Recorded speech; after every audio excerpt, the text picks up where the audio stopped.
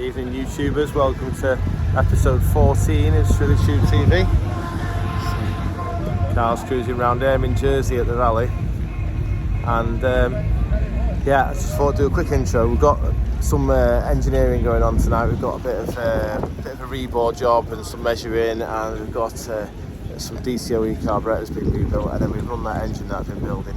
So I've had to obviously come to the rally in Jersey on Thursday night, which is where I am now, servicing for Tim and Richard, or for Tim especially. So I'm going to do an upload on Tuesday night at 7, which will be all about the rally. But for now, I'm just doing an intro for Sunday night's video, which will be just the engineering. Okay, hope you enjoy the content, and I will speak to you on Tuesday night. Right, YouTubers, I hope you're not tired, because we've got a bit of a boring job on the go. Jeez, that's bad, isn't it? Right, this is a borer, and I thought we'd have a little chat. We have done some in the past with this, but I thought I'd do a bit more in depth. I bore my int blocks on this machine. This is an old horizontal miller, and then this is a Van Norman boring machine. Now, this originally is like what you call like a mobile borer. So you'd carry this over to the car back in the day when people reconditioned engines because they wore out before fuel injection, etc. Everyone was on carburetors and got bore wash, and every 60,000 miles they needed reboring. So you get this machine, your man would come along, take the head off, take the sump off, pop the pistons out with the engine still in situ. You'd clamp this to the top of the block. It has like a little shoe that sits in the next cylinder, and he'd bore your engine for you. It's like a little hoover goes in the back of in this hole here, and it would hoover all the swarf out the top, so no swarf in your engine. Real clever. And this was massively popular in the 80s and 90s and stuff. Well, probably 70s and 80s, or 60s, 70s and 80s, should I say. But now, obviously, engines don't wear out the same. So I use it for boring the engines, for making them go faster, obviously, to put bigger pistons in. So this Van Norman borer is now bolted rigid, and I've clocked it up so I know it's dead straight, both axis to the bed of the machine here. So it's permanently fixed on here, and you might be thinking, like, how does it work? Well, it's really easy. It's this big long shaft goes up and down basically on a gear, on a feed. So when we put it in gear, it comes down on a feed and gives us a nice finish. And then it has a mechanical stop. So when this stop hits that button there, it turns this handle, which knocks the switch off, which gets it going. So it's automatic to a point. Now, the clever bit is the way it centers. So if we wind it down, you'll see these little feet here. They wind in and out like jaws on a lathe. So the jaws wind in and out, and you use them to center. And we'll do a little demonstration together. So I've just finished this cylinder. I've unlocked the bed so the bed can move. So I'll just wind the handle, which will bring the bed over, and I'll get the hole roughly over the center of the next bore that we want to bore.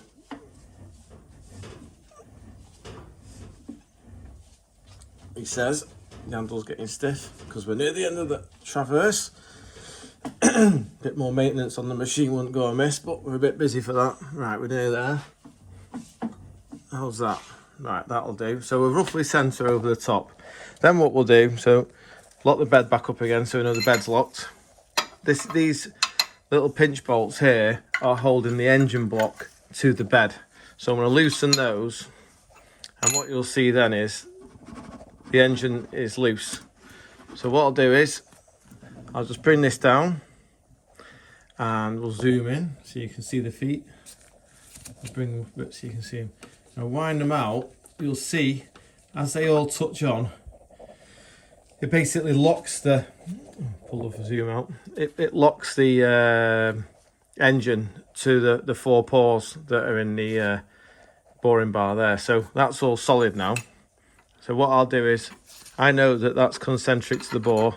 I'll just pinch these little pinch bolts down that clamp the engine to the bed. That's that pinch. And then I'll bring the pores back in again. That's the pores in. Bring him up. And what we've got here is we've got 2 tools. Now these tools, very clever, the design.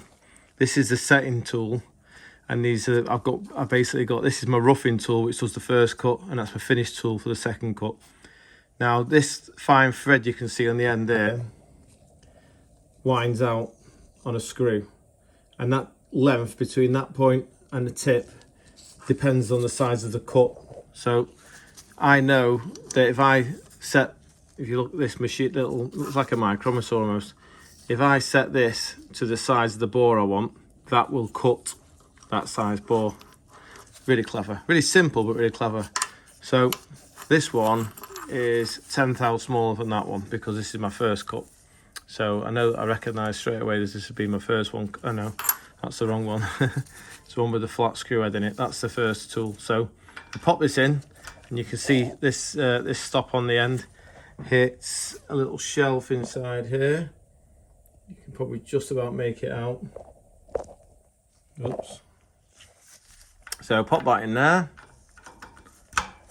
We'll bring him down. We know he's concentric because we've just been there. We've locked the bed up, locked the machine, locked the engine to the pinch that clamps it onto the bed. So we'll turn it on. And then what we're listening for is a nice uniform cut. So I'll bring him down. It's just not quite level, that's right. We'll just check it first. So we'll go in, turn it off. Now before we get to the ring land point, we can adjust things, you see, because the rings only come to just short of where I've turned. But hopefully now, what we should be able to, if I zoom in, we can see, he says, I've zoomed in too much. Hopefully we've got a cut all the way around. So we know that we know the pores haven't lied and that everything is uniform. So zoom out again. What we'll do is go down, we'll start him off. What I'll do is turn it on, and this little slide here puts the feed, that's us in gear now. So if I put the handle on, you can probably just about see it's going down. So we'll let him do his rough cut, and then we'll do the finished cut together as well. Right, we just finished doing the rough cut. So that was the tool I just took out. I'm going to put this one in now, and we'll do the finished cut, and we'll see how that looks.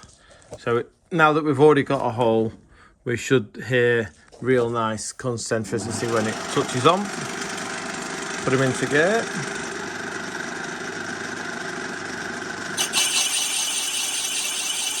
Lovely job. We'll let him run through, and then we'll go through the sizing together.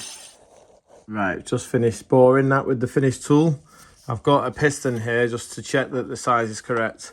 Now, we run different clearances on engines depending on what the application is. So for a racer, I like 4 thou. So if this was a race engine, we'd have a situation now where the piston would be quite happy to start going down the bore. But because this is going to be a road engine, I'm going to try and run it. It has just started to go in there a little bit. I'm going to try and run this on as close to 2 to 2.5 thou clearance as I possibly can, because it just makes them a little bit quieter and really good on the oil consumption. You know, the ring gaps are all real nice and close. And obviously the chap I'm building this for, he's going to build the engine himself. The chap I'm machining this for, sorry, he's going to build it himself, and he will run it in and make sure he does his first 500 miles nice and gently. So that's why it's a little bit tight, the piston. I'm just going to take out 3 thou now with the honer, and hopefully that'll take us to plus 2 thou on the size of the piston skirt and give us that nice tight running clearance. But we'll cover that in a minute. Right, YouTubers, we've done a bit of honing before, but I'm going to try and do a bit of a close-up. So I'm just honing this block for this chap in Ireland, my mate Timmy, and I thought I'll just get the close-up with the camera on the tripod so you can see the motion we put into it, because we talked a bit about the crisscross last week, where you see the lines in the hone crisscrossing so they can retain the oil retention, so that it lubricates the top ring, etc. What I'm going to do now, spray a bit of WD-40, do a bit of a hone, and then we'll measure it together. So I've got about half a thou to come out of this, so I'm not going to go crazy. You basically, these expand. I should explain that. We've got 2 aluminium blades, which are like supporters, and then we've got 2 stones, one each side. And as I turn this nut here, it expands them, so it puts the pressure on the cylinder bore. So you can see there's hardly any resistance there. I just wind it up a bit more. You you can hear it's got it now. This drill is like what we call a high torque drill, so it's a low speed, high torque. It's affectionately known as the wrist snapper, because if you catch the mains at the bottom with these blades, you go around with the drill, it breaks your wrist. But we're trying not to do that.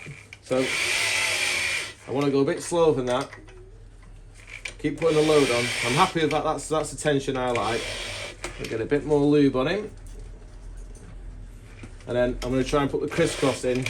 Now I know that when this gets level with the top of the liner, I can't go any further because they're poking out the other side and there's a chance that they can catch the mains web.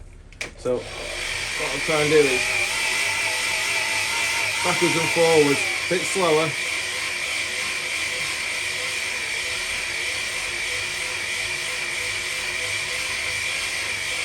Keep the crisscross coming. Just put a little bit more load on and then put a bit more power on, but try and keep it the same speed. So it really cuts in and takes the size out. I'm looking for about 2,000, maybe 2.5 tops. So this is going to be a road engine.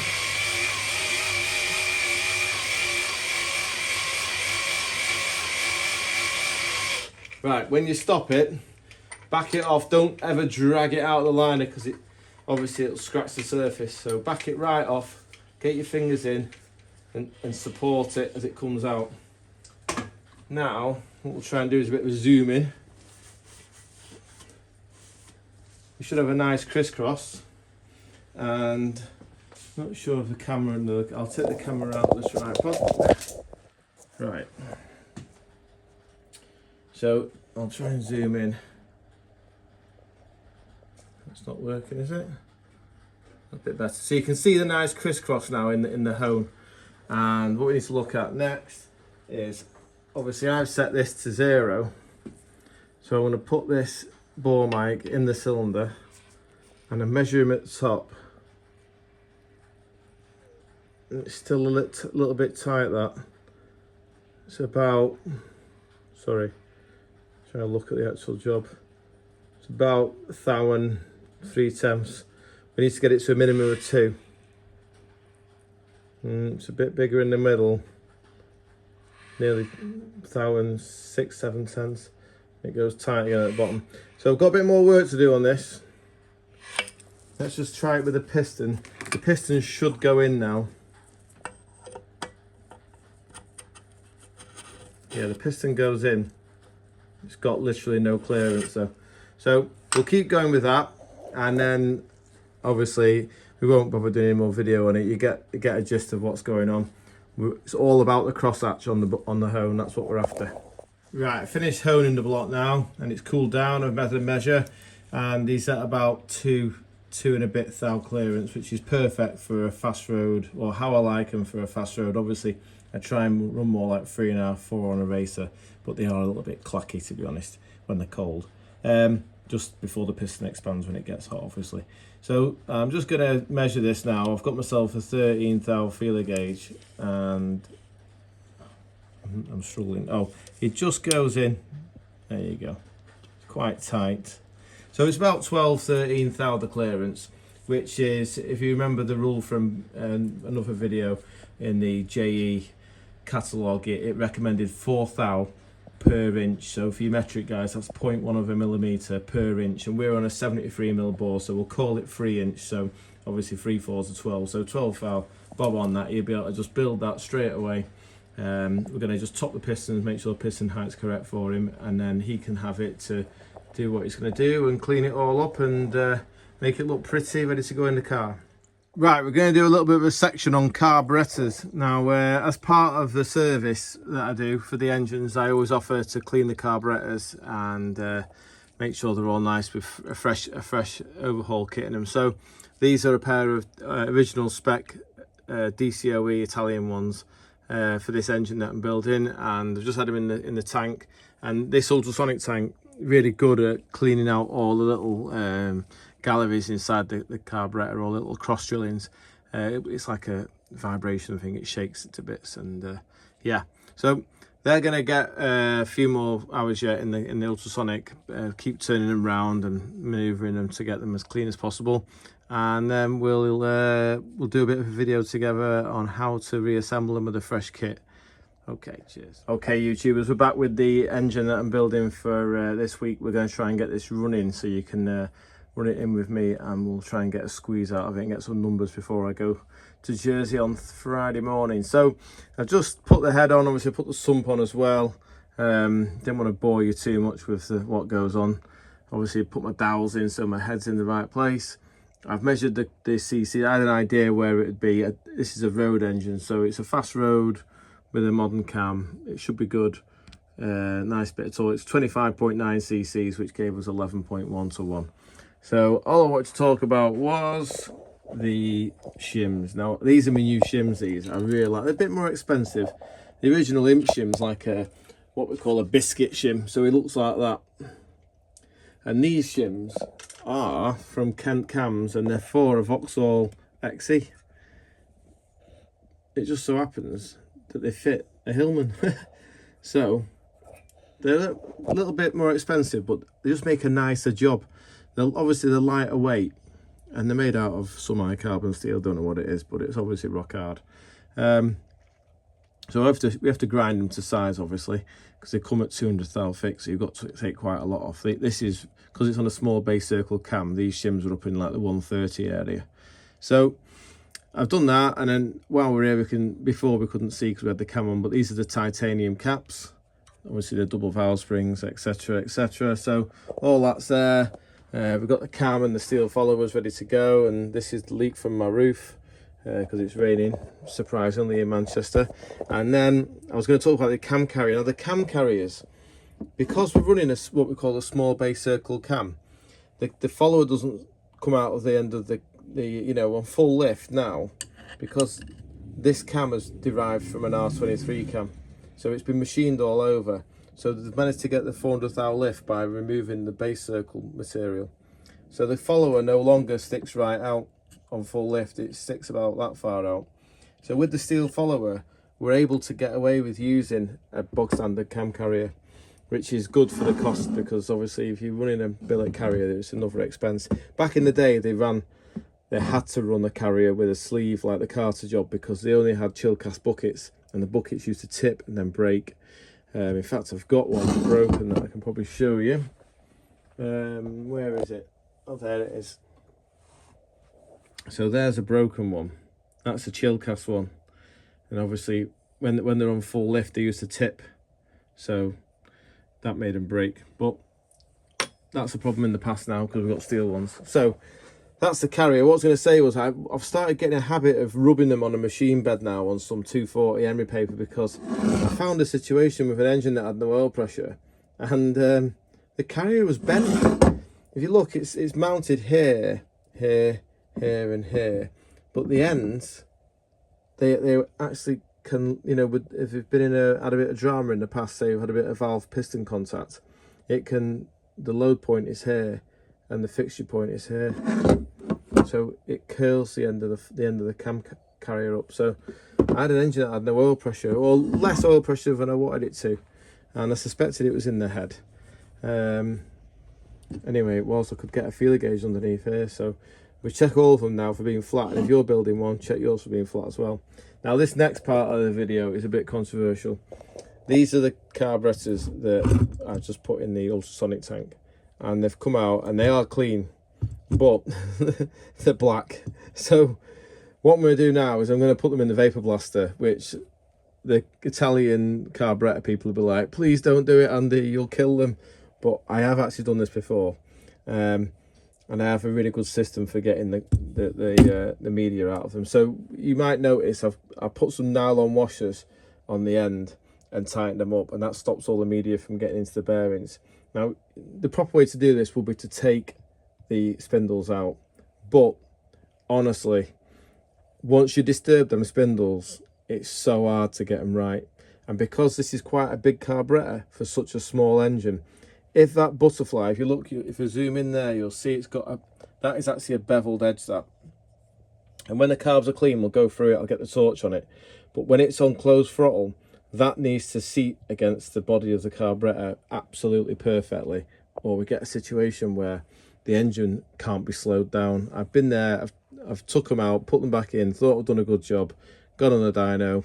When it's hot, can't get it below 1000 RPM on idle because these don't seat properly. If you hold them up to a light, you can see daylight around them. So I don't want to disturb these. These are lovely. These haven't been messed with, so we're not going to mess with them. So I'll put the screws back in, not because I'm worried about the blast media getting in the holes.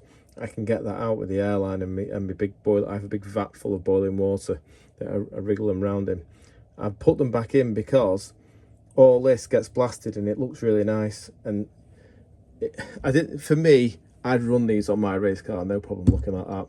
But for my customers, they only know what they see, and what they see is a nice bright set of carburetors with all the brass all nice and bright, and you can see it in their eyes like, oh, I like the carburetors, they're nice. So that's why I'm going to blast them. We'll go through it and we'll do a bit of a build on them anyway. I'm going to do it together with you so that if you decide to overhaul your DCOEs, you can use the video as a bit of a step-by-step.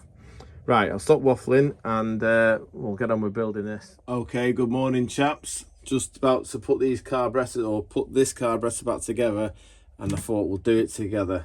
I've been thinking about this all night, how I can explain how they work without putting my foot in it and getting it all wrong. So you have to excuse if there's certain areas that I'm unsure of. I have a basic idea and the rest of it I'll make up as I go along.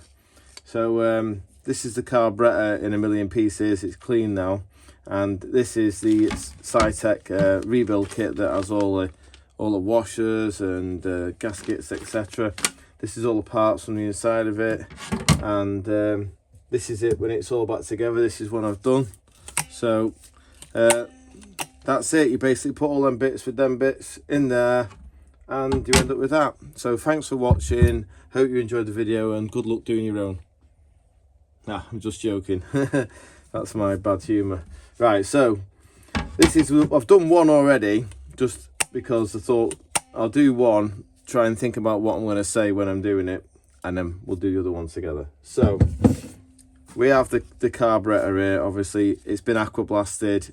It's had it's had blast media through it all over, so I've had to give it lots of baths and lots of air lining, and I'm pretty happy that it's all clear. But we'll go through a few checks. So imagining that you've used your ultrasonic tank and it was cleaner than mine, so it didn't come out black, and you're ready to rebuild your carburetor. So what we'll do, the first thing we're going to do is we're going to talk about how it works. So the engine wants air because the pistons are creating a vacuum. We've got the air waiting to go in the carburetor here. Really clever, these carburetors. The butterfly obviously regulates the amount of air that goes into the engine. So that's when you press your throttle pedal, obviously allows the air in. And then the air goes in through here. And what we have is we have a venturi and we have a choke. This is the choke. So this causes a restriction in this hole and causes the air to speed up, because obviously the air's trying to get through the hole, it goes faster. And you know how a paint gun works, where you've got like the paint in the pot and the air going through it, and it causes a backdraft and it draws the paint up the tube and out the end of the spray gun. Exactly the same with the carburetor. So we have the air going through, that's our air going into the carburetor. It causes the depression just before where it goes into the choke, and then it draws the fuel through some very clever devices called emulsion tubes and jets that live in here. And then I don't know if you can see these little bits here. See, it's on the camera. Can you see the little angled parts there? That's the hole that feeds the fuel into this part of the, let's get this close up, into this part of the venturi, and then it releases it in the center of the hole there to be in like a vaporized state, ready to go into the engine. So it's got nice fine particles of fuel mixed with the air. So that's the dead basics. Now if you look, what we need, if you look at the way the carburetor works, we have a float system. So we have a float that lives in here, which is like, much like a ball valve system on a toilet. So the float comes up when the level of the fuel gets to a certain height, and then it shuts off the ball valve. But we'll go into that when we, it's actually called needle valve on a carburetor. We'll go into that more when we're building it back together. So this is a reservoir of fuel inside here, and the jets that we just looked at, they screw in there. And if you look, these are the holes where the fuel goes up, because obviously the fuel level's sat at this sort of height. So the bottom of the jets is immersed, and obviously as they get this depression, it draws the fuel up the jet and then down into the venturi. That's the main circuit. We also have something called a slow run circuit. So when the butterfly is shut on, or virtually shut on idle, we have a system where the fuel, let me just try and explain this, it goes from the slow running jet down this pipe here, or this cross drilling, along here to here, and then we have a screw on top of here. In fact, I can show you that. So this is your slow running mixture screw. So when the butterfly is shut, this screw operates. If you look at this side, you'll see a little hole there. So the fuel is, it can't come through the main venturi at the moment because the butterfly is shut and there's no airspeed. So it's on this bypass circuit. And then as you open the throttle a little bit, can you see a series of holes there? 3 holes. That's like your slow running progression.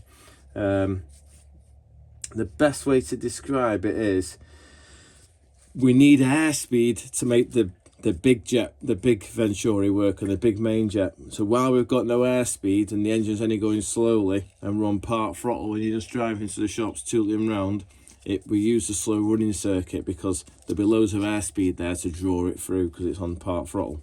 When we go wide open, we have a system in the carburetor called a pump jet, and what happens is, this will all become explanatory in a bit when I explain it, but this little piston on a spring-loaded rod, this is operated by the throttle mechanism, and it basically goes up and down and pumps fuel into these 2 areas here, where we have something called a pump jet. This is a pump jet, and you'll see, I don't know if it'll focus. There, you can just about see the hole in the end of it. So the fuel goes in the top of it, and what it does, and we'll test this together, it fires the fuel forward. So when you open the throttle, it gives it a squirt of fuel, and that's just to help the engine to get it going where it's got the air, but it hasn't got the speed yet to make it draw the fuel and air through the main venturi.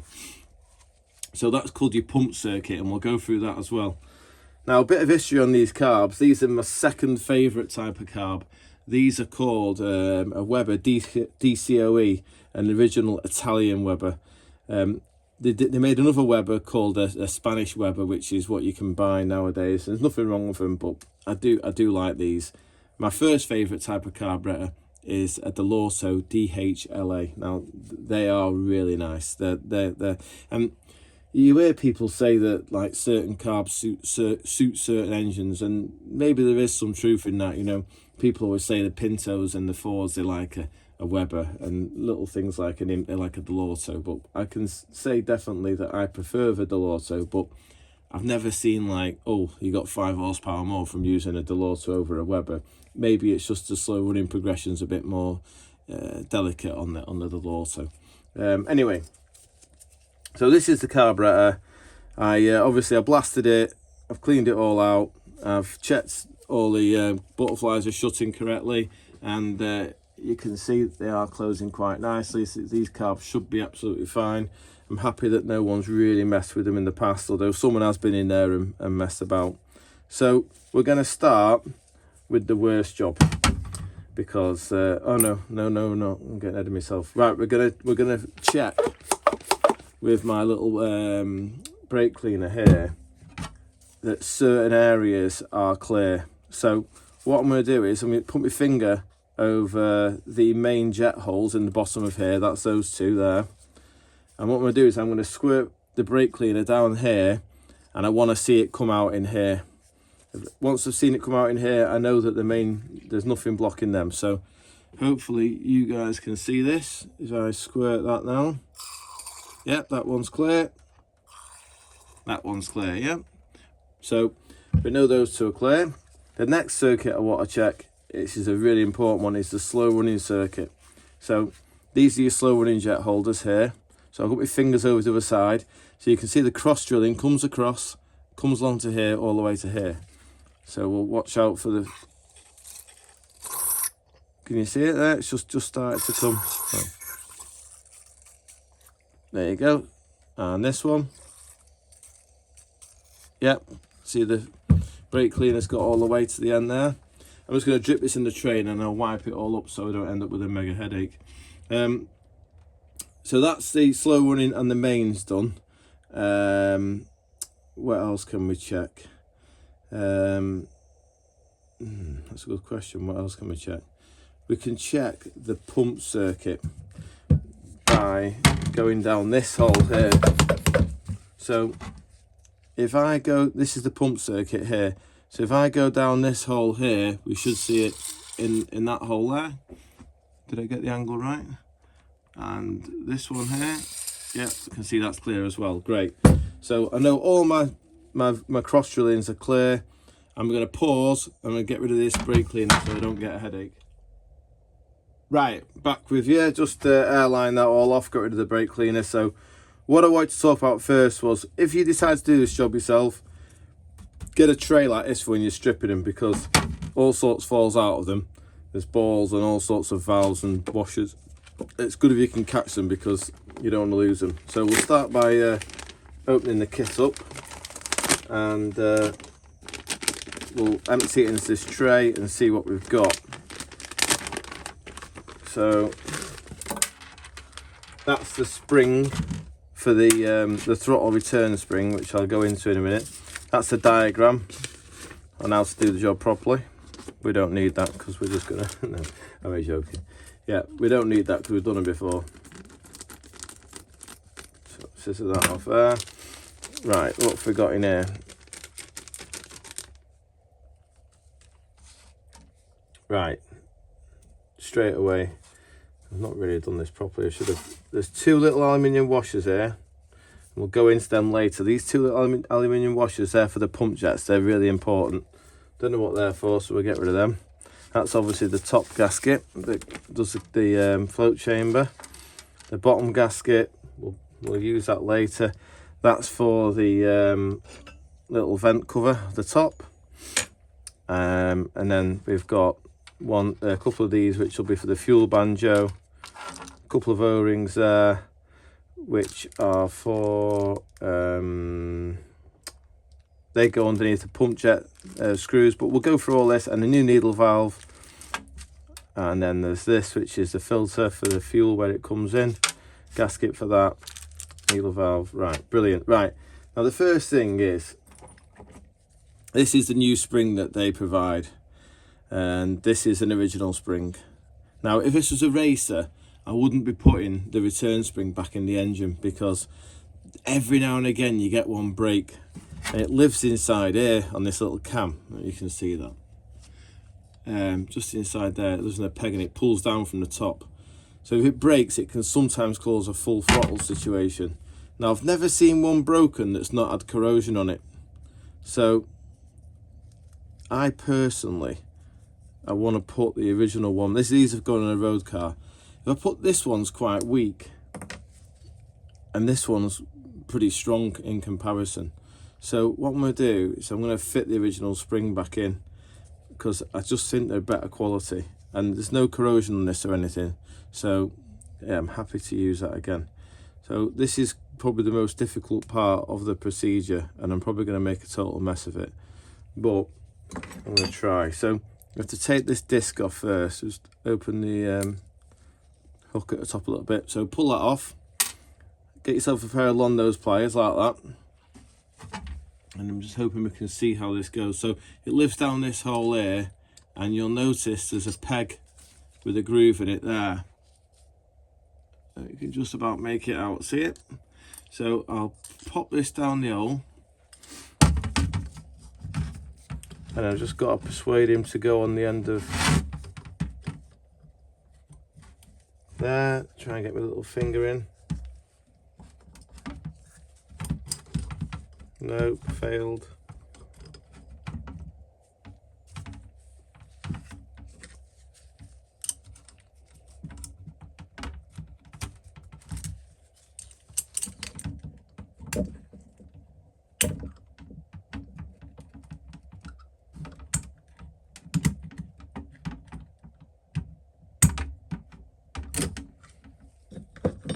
Right, so I've managed to hook it. You can see now the spring is hooked on the end of that little groove peg.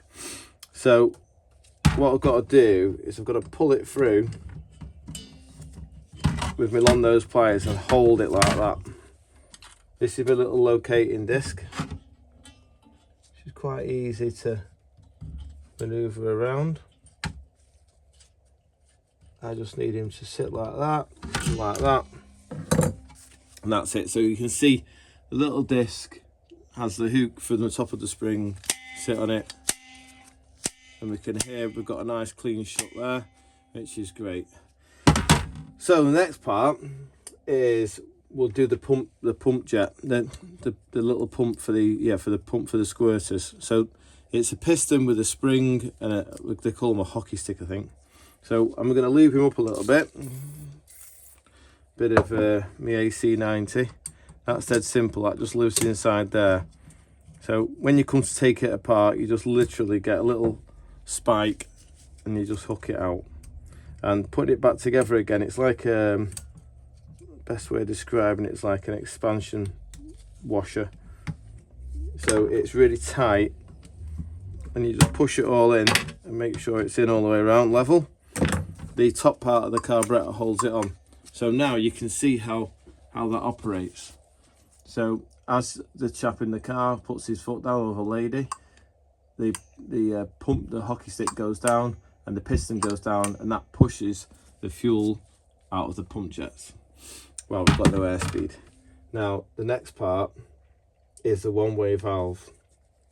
Now this has got a little plastic ball inside it, and if I shut up waffling, don't know if you can hear that. If I waggle it round, you can hear the ball moving round. So as long as the ball's loose, they don't tend to give any problems, these.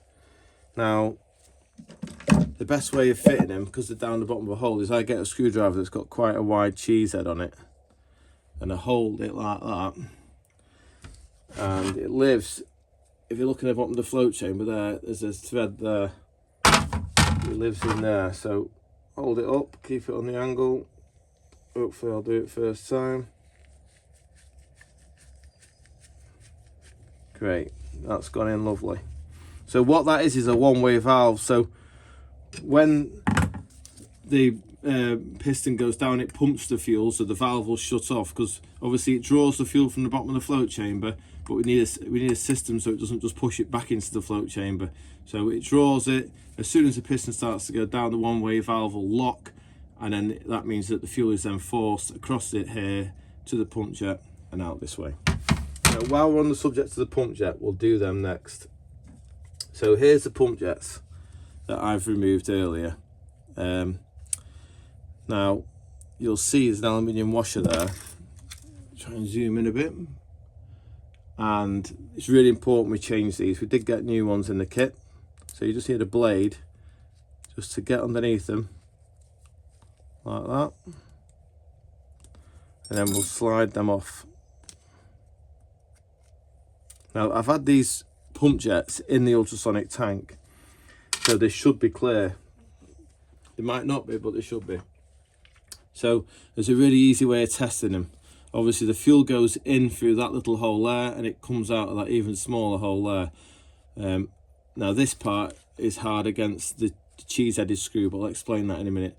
So what we do is push it hard against the brake cleaner there, and you see the jet. Let's see, make sure we can see that. Yeah, so that one's clear. If it dribbles, it's got muck in it. It's got to be a nice sharp jet like that. Then another one, that's a good one. So let me check I've not got the lens on the camera. That'd be disastrous. So Both pump jets are clear and working, which is great, and to be fair, they're nearly always blocked, so they jam up, they go up with fuel, but the ultrasonic tank is particularly good at clearing that, because it shakes it internally somehow using ultrasonics, believe it or not. So put the new washers on there, and then what we're looking for is a flat. Can you see the flat on them? So the fin side with the jet, that flat is in line with the hole, and that hole points towards a butterfly. So pop that into the hole like that, and then same with this one, flat to the front, pump jet facing forward, goes in like that, making sure your aluminium washer doesn't fall off. Right, now here's my 2 cheese-headed screws that hold them in, and they have an O-ring. So what happens is the top of the pump jet acts as a stop, not the O-ring, and that little hole in the side is where the fuel goes in, and it's important that these are tight. So fit the new O-rings on here, and that aluminium washer is really important, because if you've ever got an engine running rough and you look down the venturi and you see fuel dripping off the bottom of the pump jet, it's that aluminium washer is either furred up or it's not tight or something, because it will just draw fuel through it all the time and it'll carry on dripping, which is not what you want. You want it to just do its job when you pump it. So that's the wrong screwdriver. Nice and tight for them. So what's happened is I've tightened that, and it's pushing the tube against the aluminium washer, and the O-ring is pinched, and that pinch is set by the length of that pump jet. It's not what you think, it's not squashing the O-ring. So it's quite clever the way it's designed. So we can see our progression holes through here. What we're going to do is put them 2 bungs in next. It's just an easy job to do.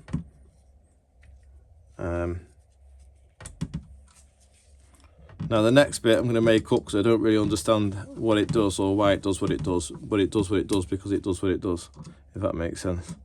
So we have some balls, and I call them torpedoes, that live inside the carburetor, and they're on the pump circuit. So we've got our pump here, it comes up, the fuel comes across, and then these balls and these torpedoes live in here, and it's something to do with the way that it helps them to squirt and then shut off. So there's a little ball, can you see it? Just a little ball bearing, and that lives in this one with the brass collar. So one goes in there, and there's 2, obviously there's 2 everything on the Weber because it's twin choke. So there's the other ball, drop that one in that side, and then these are what I call our torpedoes. So they go on top of the ball, so one on that side and one on that side, and then there's 2 little brass cheese screws that go on top and hold them in position. Now when you take the carburetor apart in your tray like this, undo these and then turn it upside down, and if they don't fall out straight away, just put a bit of WD-40 back on them to help lubricate them, and then just tap it from underneath gently with a hammer, and they tend to fall out then. But if they get sticky, it stops the pump jet from working. So that's the pump circuit complete now. So we've got all that working. Next bit we're going to look at is the choke mechanism. Now these are the choke jets basically, and I've never changed them. I just, whatever they come with, I just run them. So I can't really tell you any more than that's what they are, and they work. But I never ever use a choke on a Weber me. I just pump the carburetor 3 or 4 times and crank the key. So the pump will obviously pump the fuel in, and then I'll leave it on a small throttle opening and just crank the engine over and hope for the best. So that's the two choke jets. And then the way the choke works is, if you look, you'll see there's some holes here. There's one there and one there, and they lead up, they're cross drilled to here, and this is where the choke mechanism lives. So on the outside we can just see a lever like that, and then what that does is it has a nice little gear. Look at that, beautiful, isn't it? And these little pegs, they sit in these grooves of these little torpedo shaped things, and these lift up and down. So if you look, it's got a seat at the bottom with a ring. Really important that they seat properly, because if they don't, you get air leaks. So that's one, that's two. Just make sure they seat in properly. We'll put the front on just temporarily, and we can watch them. So you pull a choke on, and I think this is like an auxiliary air system. So as you pull a choke, it opens that port and allows the engine to run faster, because it's a bypass, so that'll allow air around the butterfly. So that's what that's all about. So they're all moving nice and free. I will put a bit of lube on them anyway. And then we've got 2 screws that hold that on the front, and we'll just put a little bit of lube inside here, just because it's going back together.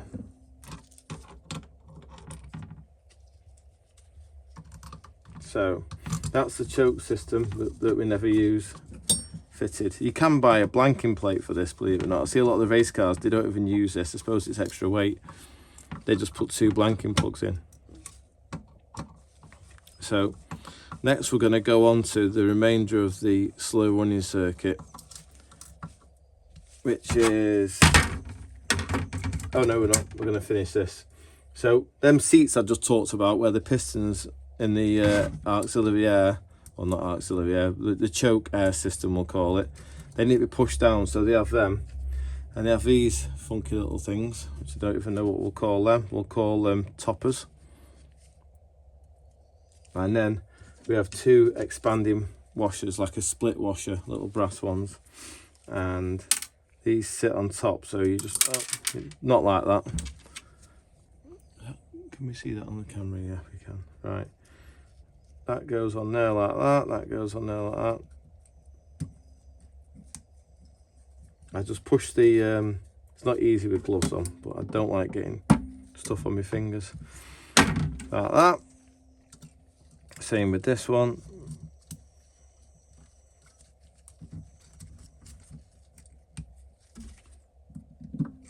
Okay, so that's both of our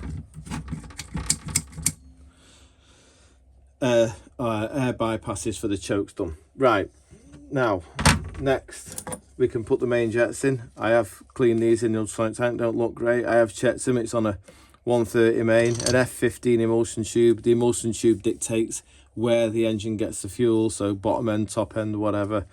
I think we'll end up on an F16, but let's just get it running for the time being with what we've got. So this is the engine we're going to run hopefully together this afternoon with a bit of luck, if I can shape myself. So next part is on the slow run circuit we discussed before, which you can see quite clearly. It runs across there, down to the front, past there, and these are our screws. Now this should have a cup washer here that holds the O-ring, but because it's been a part in the past, the cup washer has disappeared. So we're just going to use a plain washer for now, just for the purpose of getting it up and running. And these are screw in here, and obviously the O-ring is to try and seal it from drawing any air.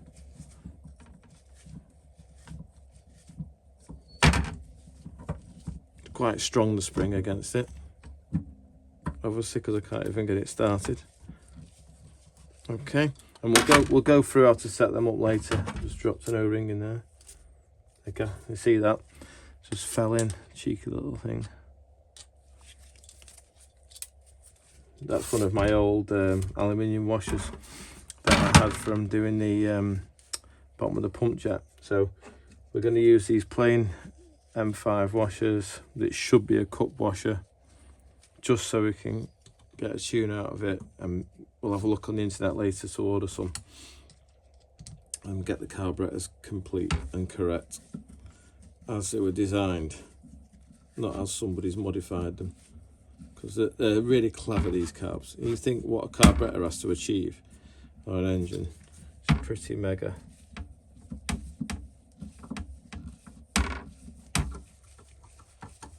Right, so that's them started. Right, now what can we look at next? We've got to put the base on, which is quite plain and simple. Good thing about the Aquablast is you get lots of debris in here. This is the very lowest part of the float chamber, so all the crystallised rubbish and crud settles in there. So we blasted all that out, that's all nice and clean. So I put the gasket on, got 4 screws, bit of lube,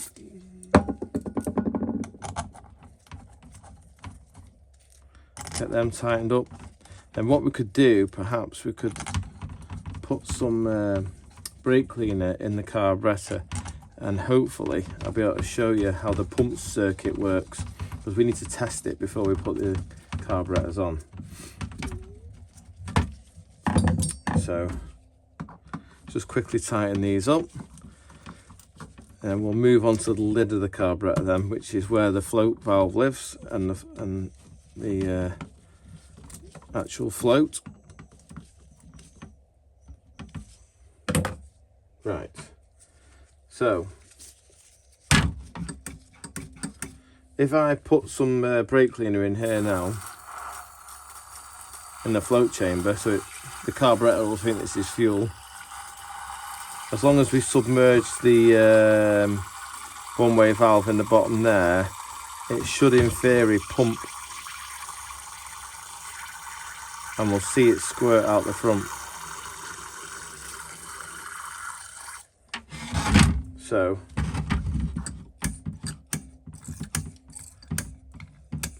can you see? It's quite hard to see, but I can see it.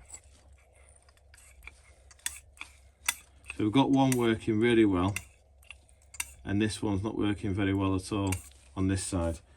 We'll just quickly take it apart again and try and understand why. So first thing to check is, have we got fuel get into the jet? Yeah, we have, loads. So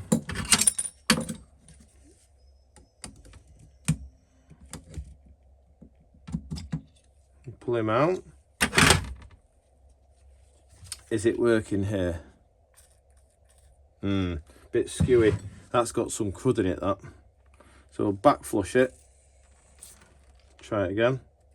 It's better. Back flush it again. That's better still. Back flush it.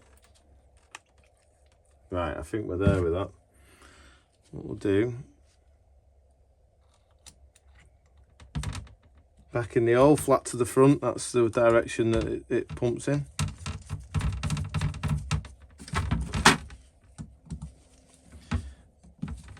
Right, let's check it again. Oh, I've broken it completely. What's gone on there? It's very strange, isn't it? Right, we might have to pause the video while I get the airline on this. There's obviously an issue with it. Okay, just been and used the airline and a tiny little piece of wire off a wire brush, and there's a little bit of crud living in the end of the pump jet. So now you can see we've got 2 nice straight jets of fuel. Now I'm going to pause again because I need to get rid of this brake cleaner because I hate getting a headache. Okay, I'm back. We've got rid of the brake cleaner, giving everything a good airline so I can breathe again now. So next part to go on, very basic, which is just the little dust cover that goes over the mechanism for the spring return, and obviously the cam that pushes the pump jet up and down. So it's a little steel plate. We'll just pop that on together, then we've done the whole job. These screws, incidentally, are the same thread as the butterfly screws, because I had to wreck one to get it out because it was seized. So I had to, luckily I had some spare butterfly screws which turned out to be the same. Now The next bit, I just realised we've got a problem with it, but we'll go through the motions together just so we can get the video completed. And what I'll say is, I'll come to that in a second. The first thing we're going to do is we're going to put the chokes in. So these both say 32mm on them, but I just find it good practice to get the vernier and just check, because unfortunately sometimes these get bored out and people don't re-stamp them, so you end up with odd size chokes, which would be disastrous for the running of the engine. So there's a little peg, a location peg, and obviously there's a slot for the pump jet, so put that in there. Now, not all carburetors are the same. Some carburetors don't have a peg here. Right, the Auto, it has a screw that holds it from the outside, so you have to undo these screws. But we won't get involved with that, we'll just overcomplicate things. So here's our Venturis, where the fuel goes in. Opposite where the fuel goes in is a little circlip, like a little peg. So we just check the clear, just blow down them. That's good. Put the peg in the slot, slide him down, and the same with this one. And that means that hole will line up with that hole, which is you can see it, the feed from the main jet. That's the important circuit, we'll call it. That's your full throttle circuit. Right, wonderful. So we've got the bottom part of the carburetor looking pretty complete now. It's all working nicely. We check the pump jet, so we'll move on to the lid. So here's the lid, and really simple. Fit the gasket before we do anything, because that has to go on first. In fact, no, what we're talking about, we'll do the top part of the gasket, the cover first. This is the new filter top. That just acts as a filter, stops any crud from going through from the banjo. It has this nice little top to it, so we take one of the larger type felt washers, pop that on there, wind that down, maybe 3/4, give us a good nipping. Incidentally, always worth, after you've done 100 miles, check all these are tight, because the washers settle off and you don't want a fuel leak. That would be bad news. So I'm looking for the banjo, which I've somehow lost. How have I lost that? Here it is. So the banjo, you'll see we've got, this is the fuel banjo where it goes in. We've got one washer which is like sits on that diameter step there, and then that goes in the banjo, and then we have the fatter one on this side. So that goes like that. I'm just going to nip this for now, because we'll have to manoeuvre it all when we build the carbs up on the manifold. So next part is, this goes on here like that, and then we've got the new needle valve here. My fingers are too slippy to get out. So you can see it's really simple in its design. It's basically like a toilet ball valve. It's a needle with a cone, and it sits on that seat inside there, and these are 175s, which is perfect for the Hillman. That's an aluminium washer that goes on there,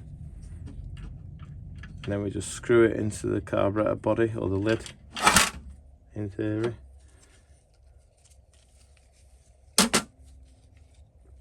Careful, the needle valve just pops out, nothing holds it in other than the float.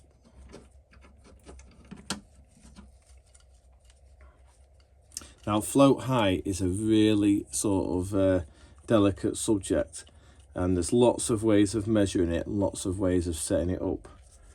Now, I'm not really going to touch on it, because I have my own rules for doing them, and the rule that I use, when the engine's been, I turn the engine off when it's running on the dyno, take the tops of the carburetors off, and I like the fuel to be at the top of that radius there. See there? Anywhere higher than that, and I get a bit of tipping. which means you can get a situation in a corner where the fuel sloshes over the top of the air correctors and makes it misfire. So I fill them, I set the float level so that the fuel sits just around about that top of that radius there, and that's where I'm happy with it. I know it'll be good on track then. So the issue we've got is the float.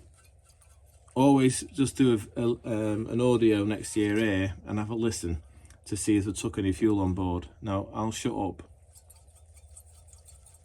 I don't know if you can hear that. These have got fuel inside, so they're scrap. So we need some more floats, which I have got, but I haven't got them prepared. So what I'm going to do, I'll show you how it goes together, and then I'll sort that out afterwards. So it has a pin, and on here we have a pinch side. You see the split in it, so that's the tight side in theory, and this is the slack side. So we come in from the slack side, push the pin across like that, and the theory is that it's tight in there. Now these are extremely delicate, you can see how it's split, so I'm not going to even attempt to pinch that. I'm going to leave it loose, because where it lives in the carburetor in this width there, it can't come out anyway. So I'm quite happy for it to be as it is there.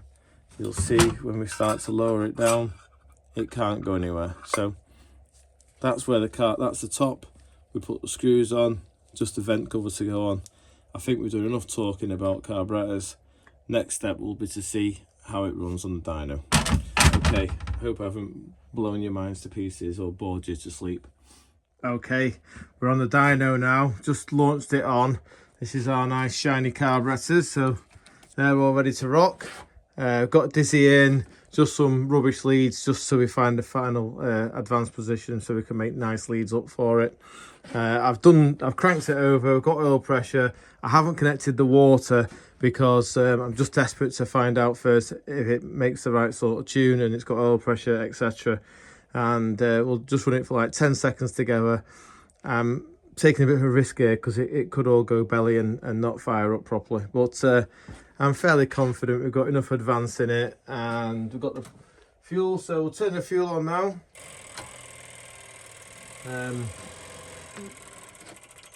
Let that prime, give him a pump, give it a good few pumps. Right, is it gonna go? We'll get one eye on the oil pressure gauge. Oh, div. I've not put a line from there to there. Ugh. Dirty me. Get me some staff.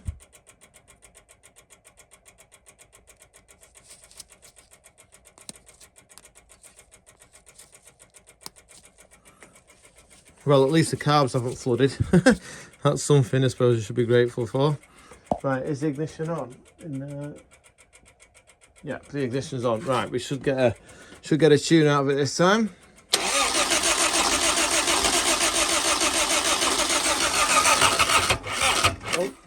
Oh, I think we had a bit of a kickback there, guys. We'll have to give it a bit of retardation.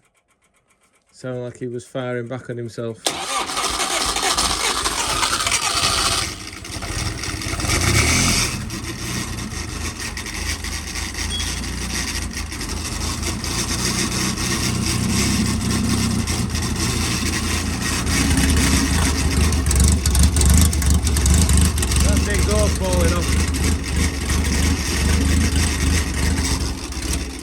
Right, well, it sounds pretty sweet, that. So what we'll do is we'll get the water connected up now, and we'll fire him up again, and we'll run him up properly. Right, okay, chaps, we're a couple of hours on from the last video where we just done the cold start on the engine for the first time, and I thought I'd better do an explanation as to what happened. You might have seen me move the distributor for the people that are not that well up on the engines. When I was cranking it, I heard it sort of go da da da da, and what that is the spark was igniting the fuel before the piston got to the top of the bore, so it was kicking it back the wrong way, and hence it kicked back against the starter motor, which is why I had to remove some of the advance by turning the distributor in a anti-clockwise motion, which is the same direction as the rotor arm goes round, so it just reduced the advance on the spark. Anyway, Since we last spoke, I've put the trumpets on and a bit of a throttle linkage and done the plug leads, ran him up. What I'll say about this setup, the water on it, what's different is because this is going in a road car, it's running a 71-degree thermostat. So we have to have a bypass hose because the water pump creates water pressure that comes into the engine. And in the car, we'd have what's known as a bypass circuit, or the water would go off to the matrix and then back to the water pump. So we've got to give the water somewhere to go, otherwise it can pop the water gasket between the head and the block out, because you actually get water pressure in there from that little pump doing 8,000 RPM. Anyway, so what we'll do, we'll fire it up together now. It's sweet as a nut. I'm really happy with it. The only thing is, I have sort of let the customer down a bit, and that he's just been down to see me, and I said, look, I'm not happy letting it go this afternoon. Ideally, I want it to have a few more heat cycles, go through my checks, tighten everything down, make sure everything's okay, and then you can have it next week when I get back from Jersey. So he said, yeah, I'm dead happy with that, no problem.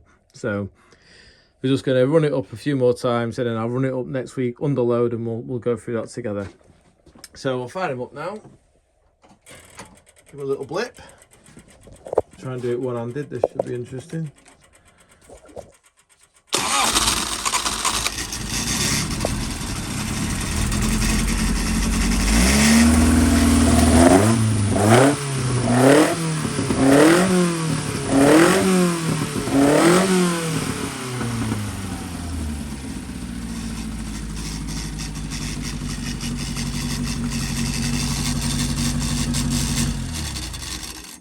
I really do need to sort out this this drive shaft, this Sierra Cosworth drive shaft, because it rattles and sounds absolutely awful.